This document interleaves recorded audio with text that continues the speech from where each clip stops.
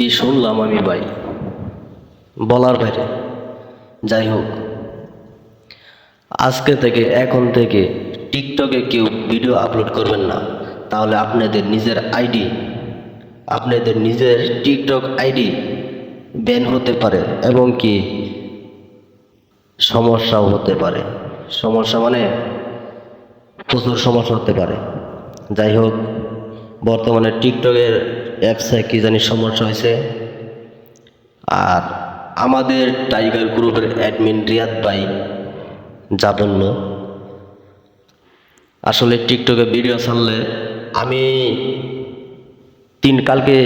আগামীকালকে 3টা video upload করছি, কোনো ভিউ আসে নাই এবং কি ওই ভিডিও সামনে শুই করে নাই।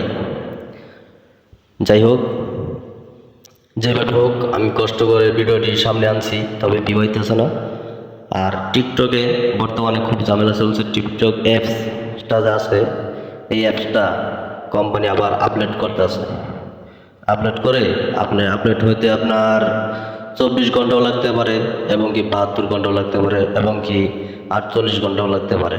যাই হোক, আপনাদের কাছে সবার কাছে একটা অনুরোধ, কেউ টিকটকে ভিডিও আপলোড করবেন না, তাহলে আপনাদের আইডির সমস্যা হতে পারে। আর এবং মাঝখানে একটা কথা বলি, এরম সত্যি তদন্ত দেওয়ার জন্য আমার পাশে থাকবেন, যাতে আপনাদের পাশে সঠিক তদন্ত নিয়ে আমি আসতে পারি।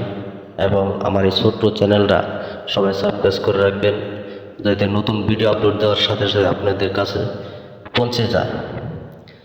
সবার কাছে বললাম, অনুরোধ রইল ভাই সবার কাছে, কারণ এখন বর্তমানে টিকটকে কোনো ভিডিও আপলোড দেবে না, তাহলে আপনার আইডি ব্যান হতে পারে।